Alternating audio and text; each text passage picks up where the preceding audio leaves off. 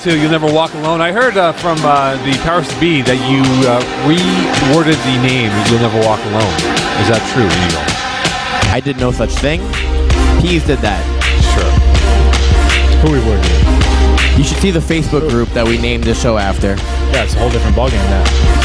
Saw it this week. The letter L is changed to an N. Yes. Like, I don't know if I want to be part of this podcast. It's a good podcast. It seems weird. I don't know. You'll never walk unknown? No. You'll never walk alone. I swapped the wrong L? Yeah. Welcome to You'll Never Walk Alone here at the Dipsy Podcast as GM replaces Peasy. Eagle still in his normal spot in his nest. Vince Nardone replacing Terry Tam, who is in Europe. And we'll be back when? Next week? I believe next week. When is back? When do they solve the Greek debt crisis? I think they're close. Yeah. Did you go there to solve There you go. Yeah, he went The there to Henry fix it. Kissinger of politics, Terry Tam, will be solving that in due time. Hopefully he doesn't forget his glasses in the toilet. All right. Let's dive into this playoffs. We'll give you the award winners at the end of the show on who won what. So let's dive into it right now. Killer Instinct against Serve with Heat. The first game we'll look at here. Heat won 32-26. Justin Lavely had 5 TDs, 1 INT. George Spano had 4 TDs, 3 INTs. And Mr. Greenbaum had 2 TD catches. Vince Nardone. Yeah. Killer Instinct's record is 7-2-1. Are they closer to being a pretender than a contender? Yeah. I have them as a pretender 100%. Their schedule is one of the easiest schedules I've seen in Division C, and they beat one team that's going into the playoffs. Everybody else that's in the playoff that was on their schedule, they lost to, and they lost to like at least by a score. So to me, that's a pretender. You do also have to bear in mind the fact that they've gone from Jeff Mather at QB to George Spano in that transition as well. What you do inside the hash marks is up to you. You look like a pretender to me right now. That's fair. The unpredictability of the Serve with Heat roster. What should we expect from them? Because when they're a full roster, they're very tough to beat. When they come in late or they're missing a guy here, The sobriety of Jordan Panetta comes into question. Yeah, what I would expect their best roster. I mean, I know these guys, and these guys are competitors. They're going to come forth, and they're going to be early. They're going to be pumped for this game, and they're going to want this one bad. I mean, Carl Lavalley's first season as a quarterback, and it's gone really well for him. I'm sure he's ecstatic, and he's looking forward to this challenge in the playoffs now. I'm looking forward to their best roster possible, and that's it. That's all. The concern of George Spano's INTs, twice he's thrown 3 INTs in the game here. The Heat had 12 INTs as a whole. Is this a big concern going into this playoff game? Because, look, that offense that Spano runs can throw up the yards and do very well, but if he throws 1 or 2 INTs, that can definitely open up the floodgates. Yeah, I mean, Spanos just needs to calm down and like we said before in the other podcast, I mean, just give your receivers a chance to make plays for you. Don't force balls unnecessary. I mean, it's the playoffs now. One bad throw and you're gonna be punching yourself all night after thinking, why did I make that throw? It would have been so easy to just throw into the curtain, throw into the ground, do anything other than force that ball. And I think that right now, for me, is Spanos' biggest fault right now, is that on his check down, if his first read isn't there, he panics and forces a pass, whereas he should either try and reevaluate, buy time with his feet, go off on a run considering his athleticism rather than just chucking the ball. Exactly. He needs to. His check down should be his feet other than forcing a ball. I mean, it's a hard thing. It's easier to say than to do, but I mean, it's something he needs to work on. Concerning that the Killer Instinct does not have a game breaker receiver that can stretch the field for this offense. I think it is because they need someone to really go over the top on this Serve with Heat defense. Yeah, if you don't make the defense respect you deep and they're sitting low on everything, it makes it even harder for your quarterback to make those throws. So now that his first read is never going to be there, all his quick throws are never going to be there for him because everybody's going to be sitting underneath. As soon as you get them to respect you a little bit, so push them back, it opens up the field for you so much that your game just becomes so much simpler. You need that deep threat. Even if you don't complete a pass, at least throw it deep. Just throw it deep, push them back. GM, your thoughts on that? Without a doubt. Considering the athletes that are on this Served with Heat team right now, and just as Vince alluded to before, just they're fierce competitors, you really need to make the most of every drive right now. It's this game on J.D. Chevalier's shoulders going to this game. He's without a doubt the number one receiver on this team. He's the first read deep. He has the ability to just make separation against any defender in Div C. I don't think there's really a lot of defenders in Div C who are capable of covering him, and they need to use that to their advantage. Yeah, man to man. I mean, he is their number one receiver, but I wouldn't pin the game on his back. He's going to bail out Carl as many times as he possibly can, but they have studs all across the line. They got other guys who can make plays. They got a lot of guys who can bear some of that weight. I don't think this game's on JD at all. If anything, this game's going to be on Carl getting these guys the ball. You look at the defense. Both teams combined for 9 sacks during the regular season. Will the pass rush have any impact whatsoever in this game, Vince? I don't think so, because they both don't have a rusher. That's my honest opinion. They both don't have a good rusher, which means they kind of just neutralize each other. Their defense is a bit weaker than it should be because they have athletes, but they're lacking at the rushing position. But they both have the same problem. So I mean, they're kif there. I think my answer is a yes, but rather than a no. Yes, but we need a rusher to step up. Both these teams have very green quarterbacks. Having someone who's able to keep them in the pocket and really limit their reads is going to be huge. We mentioned frustrating George Spano. Carl Lavallée is equally as prone, so you need to find someone who is enough of an athlete to really disrupt the pass rush on both sides of both sides of the ball. So killer instinct, finding a good rush and serve with heat, and really exposing that. So as a result, honestly, I would even be tempted to see Gordon Stanway rush Carl Lavallée. I think that would be huge and a big disruption for him, considering the speed that Stanway has, the fact that he blocks that passing window and is very, very aware. So as a result, will one turnover be the difference in this game, guys, given that there's a lack of pass rush? That means there'll be a lack of opportunities to pilfer the ball in the air? I don't think it's going to come down to one turnover. I think... I don't know. I'm leaning towards serve with heat on this one more than a turnover, in my opinion. I think it's going to take more than a turnover. It's going to take Killer Instincts to really, really, really step up their game to keep it within a one turnover game, if anything. I don't see this game being as close as the last one was. I agree with Vince on this. Brotherhood, Damps 25-8. No meeting between these two teams during the regular season. Given how talented these two teams are, and they're very talented, I've watched these two teams very closely here. Could this match really have a conference final feel to it? Because again, these two teams could have met later on if they weren't playing each other right now. I think it all comes down to their struggles early on in the season that's put them in this position of meeting, because absolutely they could have met if they had better. These are two teams capable of having far better records who would have only really met in the semifinals or even the quarterfinals. I don't know that I would give Damps that much credit for what they've done. Definitely Brotherhood, a team. I mean, it's a powerhouse. It's a really, really, really good team. Damps did not improve. They didn't impress me that much during the season, so I wouldn't give them all that. So I think out of the playoff matches we have in Div C, this might be the most even matchup. Would you agree, yes or no? They definitely match up really well against each other. Although there are some mismatches the Brotherhood brings to the table, that mismatches that any team in Division C would have a hard time with. I mean, these guys have studs. Knowing firsthand. Yeah, knowing firsthand. We played them last week. I mean, and Giddens wasn't even there. When Giddens is there and you got all these other amazing players, it's just a nightmare of a matchup across the board. Due to cap restrictions, though, if you can only have 2 of the 3, so you can only have Omar, Jamal, or Kwesi. You choose 2 out of those 3. Yeah. Just pick your poison, right? That's what it comes down to. Brotherhood, though, is this the team that no one wants to play in the playoffs because they've dismantled some pretty. There's no doubt in my mind. They're a fierce competitor. Absolutely. And they're a scary team. Absolutely. Yeah. This was we played them last week with Top Sauce, and I felt like that was our playoff game. That was one of the teams they dismantled, right? No. All right, fine. Yeah. Yeah, it happened. In prime time as well. Sorry, guys. No, that's fine. Covering Omar Jackson. I just saw that. By the way, before you carry a point, there was one play in the back of the end zone where Eagles looking like this, like, what's going on? What's the help coverage? Well, that's like when I went in the huddle, I say... One went off his face. I swear a lot, and then I say, just make a play. And Eagles just let his eyes just let him like, I'll try.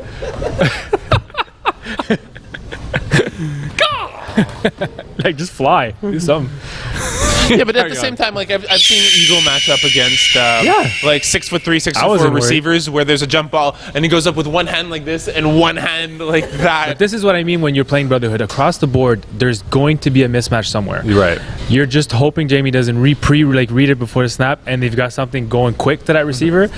Otherwise, I mean, he buys time in the pocket. They're a nightmare to play against. They're going all the way to finals. So, in this nightmare scenario, is Jamie Harry the best dual threat quarterback? Because it took him. He got out of the gates very slow. I mean, the team was 1-3, but he figured it out using his legs I at the think right time and last throwing the winter ball. was his first flag season, right? Right. And he played a couple games at quarterback, but a lot of time he was receiver.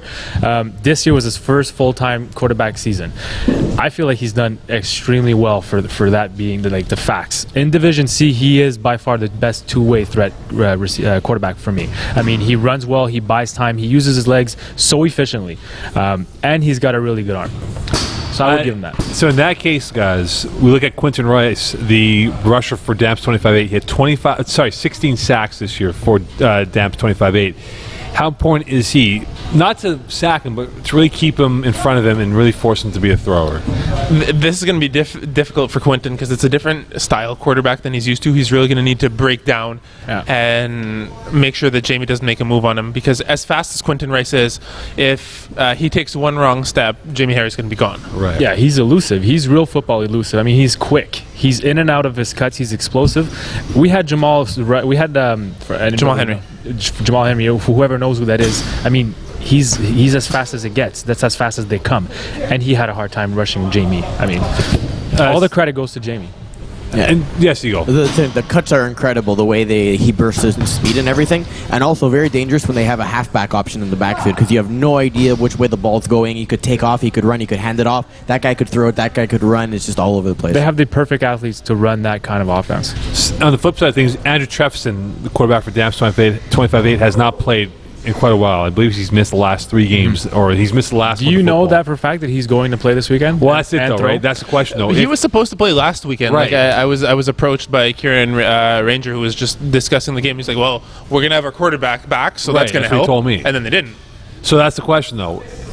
Would you put him back in this important game, or go with what you have? I mean, I would give him that. I allow him to take that decision. I mean, he is their quarterback. Fine. Are you comfortable enough to come in now and get us a W? Like, do you feel confident in your ability to bring us to this in this game? And like, they're up against something serious here. It's not going to be a walk in the park. No. So, are you confident that you can help us, or can we put somebody else in? In your mind, does this game have a last play feel to it? No, Not at all. I think it does. No way. really. I think it's going to be very close. We just discussed whether or not the starting quarterback will be there, and if he is, will he have to shake off rust? That right away is a massive red flag. Well, It's a full head. And that's not even taking into account how good the Brotherhood are. We'll find out, won't we? Yeah, we will. Primetime Snatchers. No meeting between these two teams here.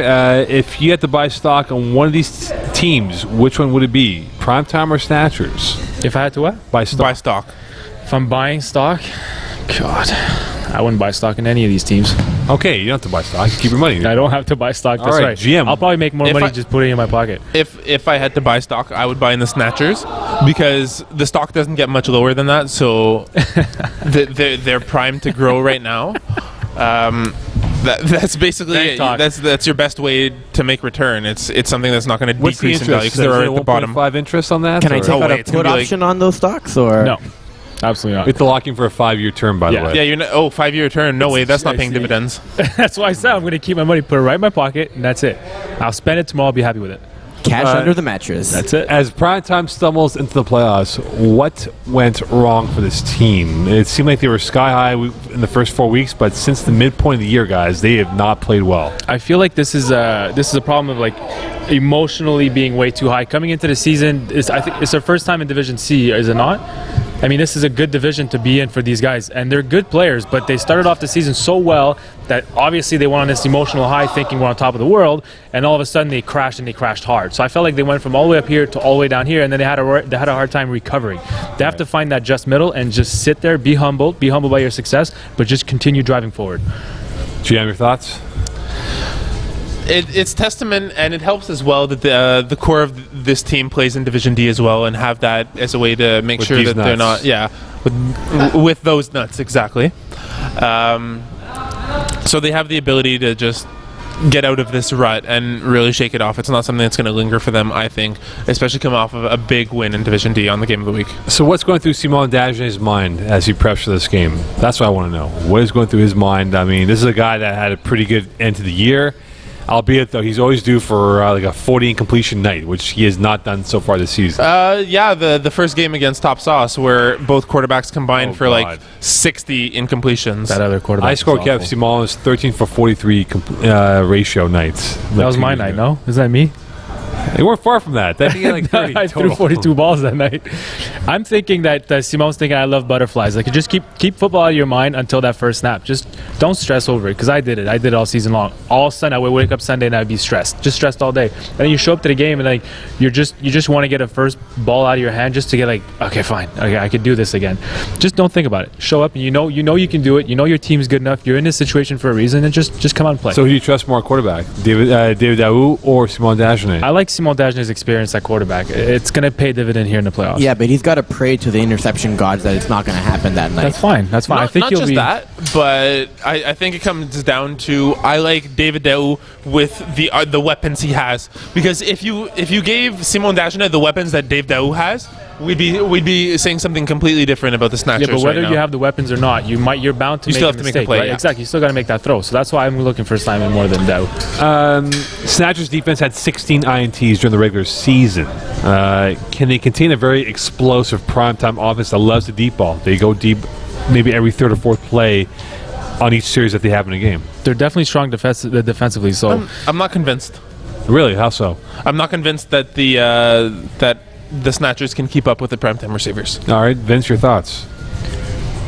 I think there are mismatches that are going to happen, but if they line up accordingly, if they're on top of their game, like if they make sure their matchups are good, I feel like they can keep up. Well, the guy I'll bring up though is Pio Dustrac, who who had a really good season. Is he the X factor? Because he's played very well on defense for Snatchers. So is he a guy that will have to be relied upon to win this game for Snatchers, Vince? No, I don't think so. I don't think he's.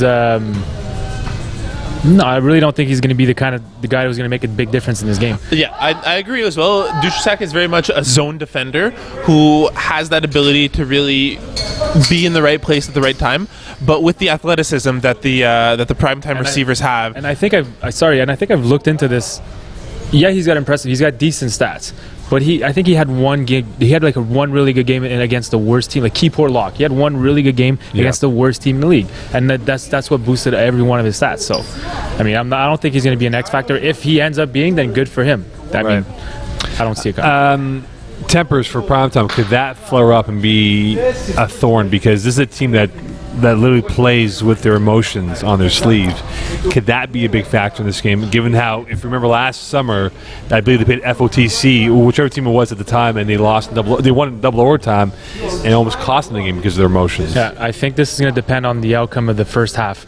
If they're in the game, if they're leading the game, I think they can put their emotions in check and keep their temper down, because they know they're also competitors. I mean, they want to win, they want to move on to next week, and I think no matter what happens, they can keep their temper in check if they're in a winning situation. But if it goes south and they start losing, then you can see the tempers really flare out. This is also, by comparison, their calmest season, so that does weigh in their favor as well. Well, they also have their bigger brother here. Unless he's the one who ends up in some kind of situation, he can calm them all down. GNR Game Changers, the most fascinating game out of the bunch. The big storyline is the stats of Vinny Galano. Vinny! How much does this impact the game? Because we don't know where he's at. What's his injury? I didn't even know he was injured. He suffered a pretty bad ankle injury. Yeah, he hurt his ankle. He played out the rest of the game because there were only 6 on the field, but he basically he wasn't in the same shape, so he's resting it off, and hopefully he's going to be back. However, there was a photo of him with crutches. Yeah, he's trying to keep the weight off of it right now, but he's saying he's optimistic he's going to come back for Sunday. So how much does his impact, though? How bad could it be if you continue playing? Was he at 50%? Adrenaline, right? And adrenaline or not, if it's bad, it's bad. Firstly, he has the ability to not play defense and just stay in the pocket. But more than that, I mean, Sean defensively, Sean Abram can come in. Is he the right choice, though? If Vinny 60% or 70%, hypothetically 75%, I would leave Vinny in the pocket. I would leave him at QB, even if he's at 50%. He just won't run around. But he's not. His game is not the same when he sits in the pocket. Exactly. I was about to say, about the movement. I think, unless you have Vinny at 85% or more, I wouldn't even say 85% or more, because of how he's able to able to make plays with his feet, and not only that, how his receivers can break away from coverage when they see that happening, when they see him scrambling to really create something for Vinny. If you don't have Vinny at 85 or 90%, put in Sean Avram, have that different dynamic, because Vinny's quarterbacking. So who are you putting on the field for Sean?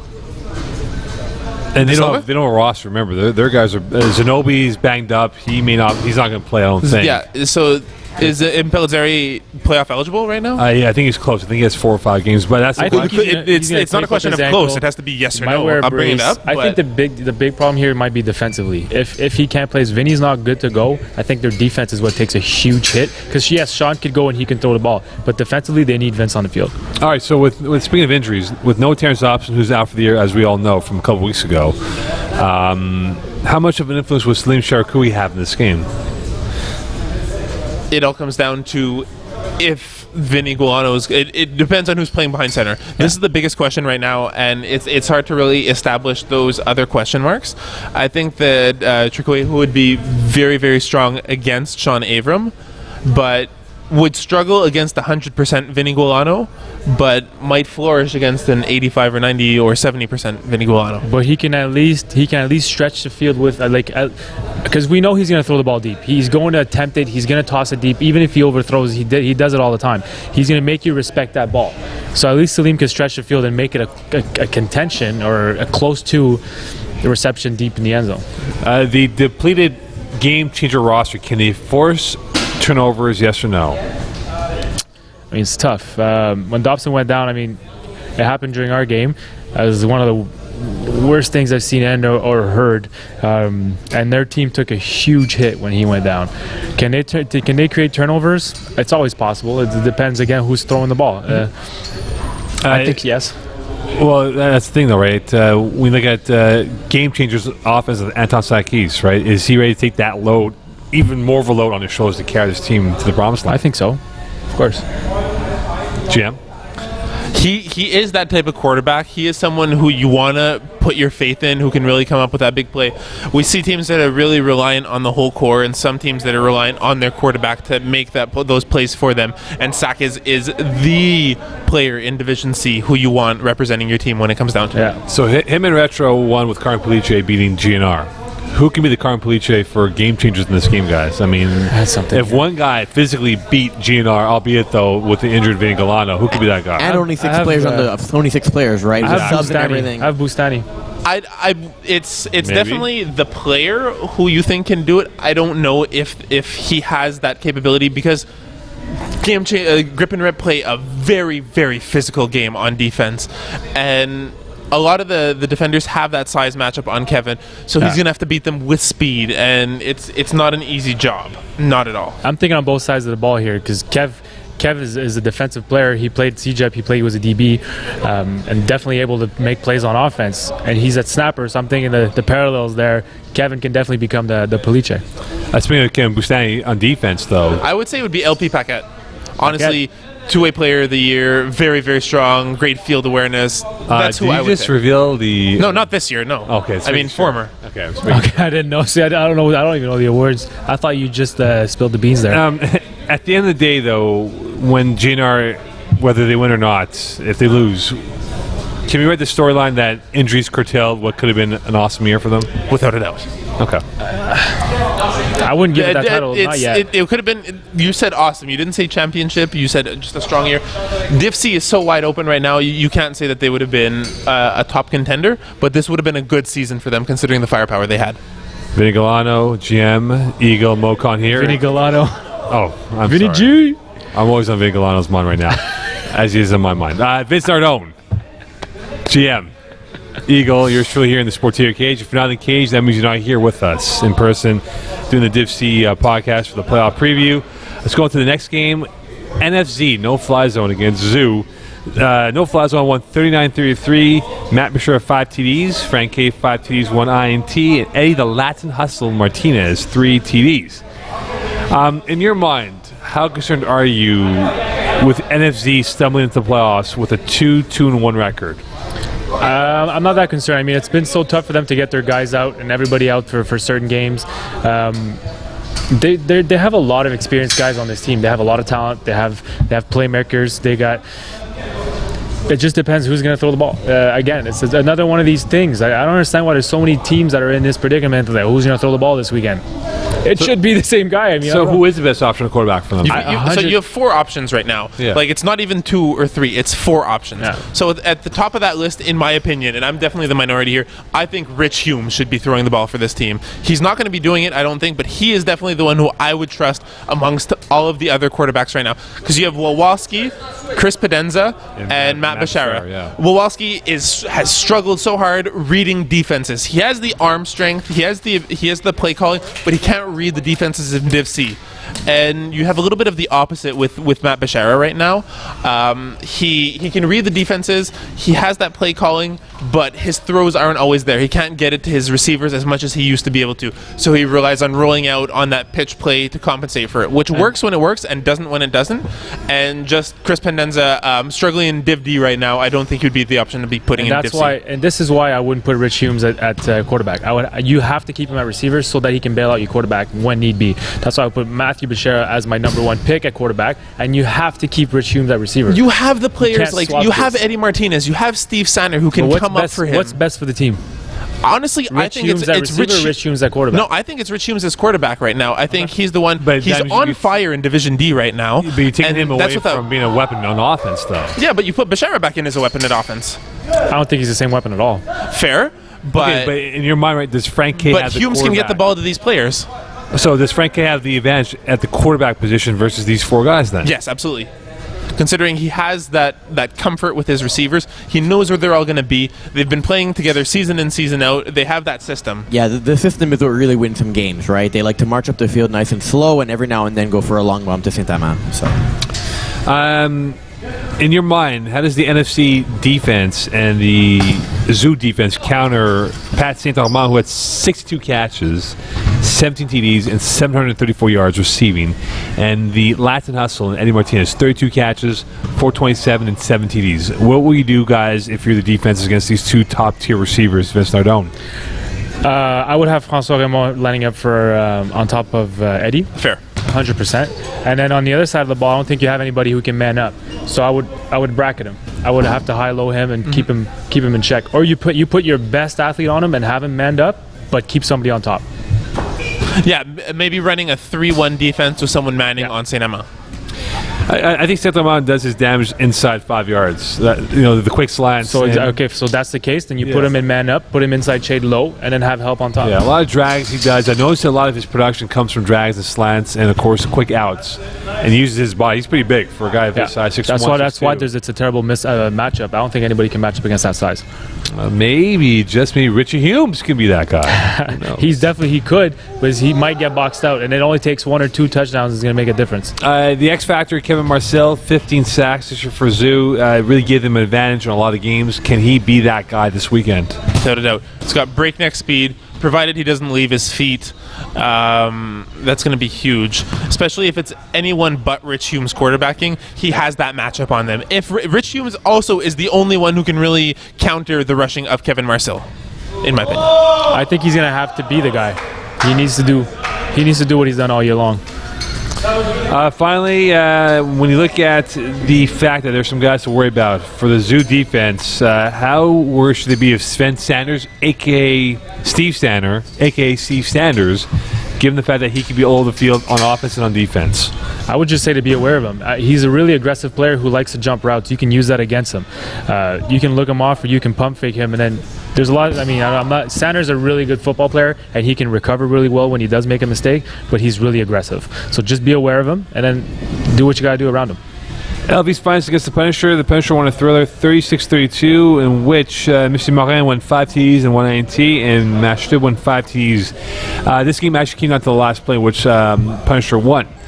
Punisher on an 8-game winning streak since their loss to 2.5 Dans. Punisher, they have a very balanced offense. Is this game dependent on Billy Mackers and that pass rush for LV's finest to win them this battle? Not at all. It's going to come down to the safeties. It's going to come down to the defenders on Laval's finest, considering how often Matt Boubignon-Morin looks downfield, how often he airs it out, the size, the speed that the Punisher receivers have in generating those matchups. I don't think it's going to be as much a consistent rush that's necessary as much as the secondary coming up big. I don't think the success is dependent on it. I think it may play a role, but definitely not dependent. Elvis Finest hammered 2.5 Dans. Is this a smokescreen, or is this a sign of things to come for this football team that essentially has been very hot the last 5 weeks of the year? If Terry Time was here, he'd be talking a lot of smack about 2.5 Dans. So I feel like I have to be against 2.5 Dans here. Smokescreen, no. I feel like Laval's finest, it took them a while to get going and to find their chemistry, and they might just be there right about now. But 2.5 Dans, I mean, it's 2.5 Dans. Terry Time would say they're really bad, but I think they're a really good team. GM, your thoughts? They're a phenomenal team. I think they're really, really good. They have the capabilities here. If you're able to beat 2.5 Dans, you bring a lot to the table. Punisher defense. How important is it for them to stop Jadaridi, who is the go-to guy for Ryan Mashtub in this offense? In Division C, where Mashtub doesn't have his usual favorites to really air the ball out to and put his trust in, relying a lot on Aridi could make or break this game. If the Punisher are able to disrupt that, that's going to be huge, and it's going to put Mashtub out of his comfort zone, which is normally where you see that he starts to struggle. It's definitely something you have to key in on. It's something you have to be aware of and try to eliminate if you can. Elvis Finest, they're 1-2-1 when games decide by 5 points or less. Is this a good or bad thing at this point in the season, guys, given that they've been in so many tight games but have not been able to close it out?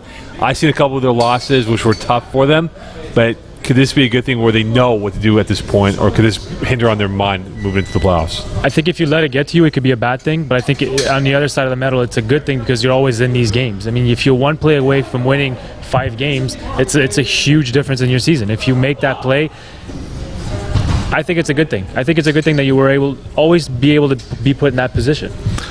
I'm going to go with I think it's a bad thing. I think it's a bad thing simply because there's more at stake during the playoffs, and games are more often than not judged by those converts rather than touchdowns. And if they're 1-2-1 when the game is that close, they struggle to put up those extra points, which are normally the defining factor. So I don't think it's a good thing at all. Yes or no, one-word answer. Punishers, could they be complacent given that they have not been in a very close game at all this year? Yes. All right. Yeah, I agree. Perfect. That's all I need to know. 2.5 Dans, Hitman Retro. Dans winning a very, very tough game, 37-25, was the Retro up 19-18 at halftime. Vince, how do you stop the 2.5 Dans offense? How do you stop their offense? I don't think Hitman Retro have the athletes to stop their offense. I mean, we're talking about a quick little running around always kind of offense here, and against guys who are aging in age and are a little bit slower, and I don't know if they can keep up. Is it formation that they have to go with, or have Joy Taylor guess where they're going to end up? If you want to stop them, you want to have the athletes to man them up. You want to make him force throws because he's not making great throws. He's just able to place it properly. They're running, they get it.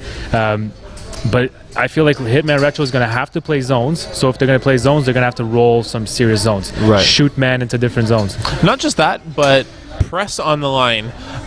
You really have to in the playoffs with all the refs, they're going to start calling these things. Not necessarily if it's done correctly. Like if they There's make no sure correct jam. We can't jam. I'm not saying jam. I'm saying to play devil's advocate, how much is the penalty for contact? 5 yards? How much is the completion in the 2.5 Dans offense? 5 yards? Okay, so you're going to jam him every play? Why not? Give 5 yards every play? They're going to get the 5 yards anyway. If you, as a defender, you have your zone and you stand your ground. Yeah, for sure. You have to make them run around you. But I feel like that's exactly what they're doing, is they're running around you no matter what. That's the thing. What happens is they send one guy to your left, one guy in front of you, one guy to your right. No matter which one you choose, you're going to lose. Knowing Police, and you have film on these guys. You have a couple games. I think they've had a couple games of the week. Just go watch their film, and you know exactly what they're doing. And see the... It's one thing to know what they're doing, and it's another thing to stop it, though. 100%. But at least you'll put yourself in a position to be successful knowing what they like to do. On the flip side of things, though, is Hitman Retro too dependent on Karim Police being the go-to guy for this offense? Of course. Who can step up for them? Aside from Carm? Yeah. Jim Coopthwaite. And but he wasn't impressive. I've seen him play the last couple of weeks. He has not been impressive. But even the fact that he's not impressive, it's a big decline after that. Who else Jimmy do you have that Kuboy? can step up? Jimmy? Not many. How do you Dave spell- Millet how do you maybe say at his last center? name? Good boy. C-O-P, C-O-U-P-E-W-A-I-T-H-E. It's Kuboy, isn't it? Kuboy, yeah. How do you say it? Kuboy? C-O-U-P-E Kuboy? W-A-I-T-H-E. You had it the first time you said it. Am I right? Yes! Somebody get this man a medal. Spelling bee competition. Here we come. I'm Okay, not so doing if it's Kuboy, is he the guy that can be the second option Yeah. or the second threat? He on has to offense? He has to be exactly. They don't have a choice. Like Chris Muffridge needs to be able to throw to someone other than Carm when he's covered. It's gonna be tough. All right, That's all, yeah. Joey Taylor was sacked 25 times during the regular season. Can Jason Armenti have the X factor? And look, I want to laugh at Jason Armenti. I'm sorry, I have to because Vinny Galano, okay, broke his ankles and he's rolling out to the right. This is in front of me. Unfortunately, it's an incomplete pass. To put it into context, because Vinny Guano didn't break his own ankles. No, he broke Armenti's ankles. Thank you. For And That was was rolling to the confusing. right, and it was an incomplete pass. All he sees Armenti pulling the Kevin Mutombo. No, Vinny Galano. And I couldn't stop laughing. I'm like, dude, like, what is wrong with you? You didn't Was that even have Dikembe Mutombo or Cookie Monster? both. It was a hybrid of Cookie Monster and Mutombo. No. Point guard monster? Yeah, exactly. But to answer your question, Is he I the X do not factor, think though? he will be the X factor because it's one thing to get a sack, but it's another thing to play defense after getting that sack. Because you may be able to push him back, and let's say you get 4 or 5 yards, you can't give that right back. And I think that they have the ability to go get that right back. Okay, fine, he got sacked 25 times. They also went almost undefeated. They didn't go undefeated. They lost last game of the game, season. So it doesn't matter how many times you sack him because at the next play he's going to go get those yards back, plus 10, plus 15. So it's playing defense after those sacks that's important. It's being aware of the situation that you're in. So will one turnover be the difference for Hitman Retro in this game then? If they can generate it. Okay. I say no. Because if one turnover goes the way of Dan's, it's just going to be an avalanche after that. It's just going to pile up. STL Team Ethnic, no meeting between these two teams. Are STL more pretenders than contenders? Same thing as Killer Instinct because Exactly. they have lost their last 2 games by 83 points total. If you look at their schedule, Not only if you look at your schedule, they didn't look like the same team for the last 2 weeks. No, they look disinterested. Not just like you look at them playing and you don't even think it's STL. You look at it looks like a Div D or Div E team. They lack cohesion. They got ripped apart by Simon. Dagenet. You should be ashamed of He yourself, cut up that STL. defense. Simon cut up that defense. that's what I and mean. They have no impressive wins. You did on their bad season. and you should feel bad. Yeah, all right, I agree. Leave it at that. They're gonna cry themselves to sleep tonight. I'm sure they are right now. Team Ethnic, winners 5 out of the last 6 games. How important is it for them to get off to a fast start in this matchup? Because, again, we talk about STL being underachievers, but they can put up points at a rapid pace if they're in focus. Winners of 5 of their last 6 games, and who has been in 5 of the last 6 games that was absent before that? All-Star MVP Justin Blanchard won't shut up about it. Oh shit! So Justin. Finals MVP Justin Blanchard, he knows that he's the top dog on this team. He lets everyone know. So He wears a shows up Jerry's and Nowhere needs to- t-shirt. That's I've how never played cocky against he him. is. I've never played against them. Have I? He's a very good player. He's a very good player. He's a very good player. And for those of you at home who aren't in on the joke, is Justin doesn't talk about himself almost he at all. doesn't. So we have this persona of Justin being a giant asshole when he's Yeah, really not. Which he's not at all. He's not at all. Yeah, I've never played against him, but listening to you guys, I thought he was a huge dick. No, he's not. That's what we're trying to create, that cult of personality there. Because I don't know him. I'm sure I'm not the only one who feels the same way. Like you, for sure. You guys are like, wow, that's me. Honestly, what it stems from. I thought he was a huge dick. So when I see him right now, I'm thinking like, you're a douche. I think aside from yourself, Justin Blanchard is the best two-way athlete on the FPF staff, which is why we razz him so much. STL, though. So I like him. STL has a lot of explosive players. Which one needs to step up even more this weekend, guys? Is it Jimmy Ajay? It's got to be. He's the player who's Is it big Paul on Barreau both sides of the Jr.? ball Terrence right Adams? now. Barrow is a little bit too inconsistent.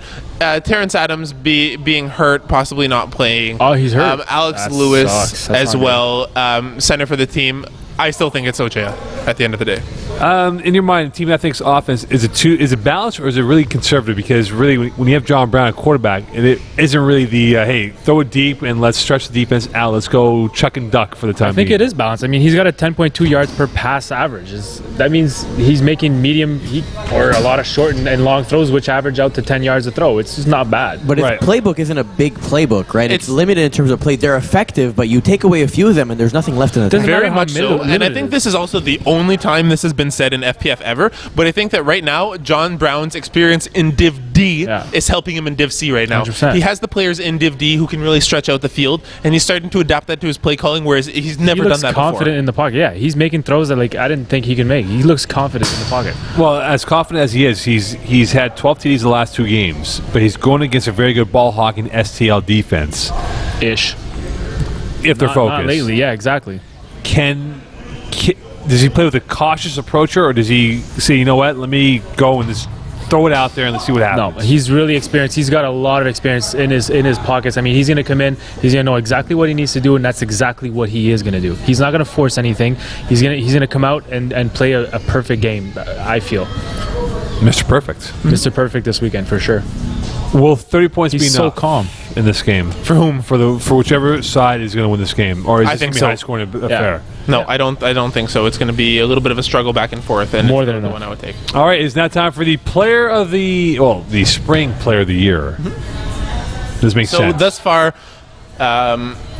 for each of the divisions, we've been trying to keep it a secret as well. So that's why I thus far at the table have been the one who knows all of them, with the others being a little bit more in the dark. You don't even know? So that's Mo doesn't know either. Eagle knows, but Eagle doesn't count. Eagle's prepared everything. However, just letting everyone else know that the two here are unaware, which is why I'm the one who's reading it. I had no part in the decision making. I'm just the scapegoat here. Here we go. Quarterback of the year. Quarterback of the year, Vinny Guilano, 1,593 yards, 1 TD, 6 INTs, 72 completion percentage, 119.2 quarterback rating, and Eagle's going to make me say Vinny Guilano. Not weird. Congrats, Vinny. Congrats. Hopefully Vince it Nardone, translates into the playoffs. Division C, receiver of the year. It's absolutely ludicrous that we give it to anyone else right now. Just sheer dominance. I built it up enough. Karim Police, 57 receptions, 24 touchdowns, 649 yards. Is there really anyone? Shouldn't count. He played in Div A. For one How many game. games? One game. Not playoff eligible. Not playoff eligible. So we move on. Defensive player of the year. It's really, really tight right now. However, when it comes all down to it, I really want to pause and turn and get the full effect right now. I'm really proud to say this and really happy to be the one to say it too. Division C, Defensive Player of the Year, Vince Nardone. What? 26 tackles, 8 INTs, 8 PDs, 2 TDs. Vince did not know this was coming, and I'm glad to be able to announce it to him. Stop south. South. Let's just say I'd rather be in the I playoffs. hated those stats, by the way. I played for those stats. I gave a couple of extra stats to make Vince feel good about himself. And I'm by missing- extra I'm stats, you missing a mean lot of less stats. completions? On defense to make up for the incompletions. I'm missing a lot of stats from you, Mo. I've never complained when I'm missing a lot of stats. Actually, it was a bug in the computer. And I think we've gone on enough tangent that Eagle could have Congrats, prepared the Vince. last Thanks. one. Two-way player of the year, Sam Bourbonnier-Morin for the Punisher, 43 receptions, 464 yards, 14 TDs, 26 tackles, 7 INTs, 8 PDs. Just absolutely everywhere on the field. Just a little Speedy Gonzalez. Yeah! Woo! All right. Okay. Congrats to everybody. Great That was season. a little delayed hand clap there. Yella. All right, time for the picks of the week, GM. Let's dive into it. Picks. So, I clicked on the wrong division, so I just have to switch it up here. No because I'm the problemo, worst. GM. No, that was the right division. Yes, Okay. it is. Here we Killer go. Instinct, served with heat. Right now, served with heat, 4.5 points for the win. I'll take Sir with Heat with the points. I agree. Yeah, I think I will as well. Brotherhood, Damps 25-8. Brotherhood are favored right now with 1.5. Brotherhood and the points. Damps, I think the Brotherhood wins by 1. Oh wow. Okay, Yeah, I interesting. really think I'm so. gonna agree Last with Vince play, on man. this one. Chocolate milk on that? Oh, Terry Tam is going to feed chocolate milk on this show. Primetime versus Snatchers, 6.5 points. Primetime. Wow. Snatchers is going to cover the points. I got Right. prime time to win. Snatchers to cover. Disagree prime time all the way through. They will cover. Wow. GNR game changers. There's no line on this one for whatever reason. Our bookies Vinny Golano. all bets are off for anyone who's seen Snatch. So who do you go with in this one? Just on the victory. Grip and rip. I go GNR, but with caution. That's why Vegas. That's still doesn't enough for them to wanna win. Next game. No fly zone. Zoo 2.5 points. No fly zone. Yeah, give me the points. Cover. Give me Zoo. Fly zone. I agree. I'm gonna take Zoo on this one. Yeah. Zoo's going to pull it off. Laval's finest. Punisher 2.5 points. Punisher. I'm gonna go with Laval's finest here. Yep. No way. I'm going to take Punisher on this one. I think they're going to take the points and the victory here. They're going to pull away from this one. Okay. Next game. I guess we'll see. 2.5 Dans, Hitman Retro. 2.5 Dans with the biggest points here. 7.5 for the Dans. Yeah, I'll take the points and 2.5 dance. I think they double that. Yeah. Fair. Want to make money? Here, this is where you bet your chocolate milk. And last game, STL, Team Ethnic. 4.5 points, STL. Team Ethnic. Ethnic for the points, but STL will pull away. No, I'm going to take Ethnic for the points and the win. I spent Wow. the whole podcast slamming STL. I have to back up what I said. And agree with you. I fully think that Team Ethnic have the capability to win Quickly, this one. what did you learn in today's episode? I learned that if you turn left on Colbert instead of right, you end up at Henry Barassa. There you go. And on an hour delay. Still not there for the Div E podcast. Eagle. I learned that we went way over, but they're entertaining, so YOLO. Yep. I learned you can do a division you'd never seen before in a podcast. And then still find out that you're a defensive player of I'll the talk year. about division E that we did before. I know, but I'm just... I learned that it's a seamless transition going from PZ and Terry to GM and Vinny. Galano. No, don't. Good morning, London.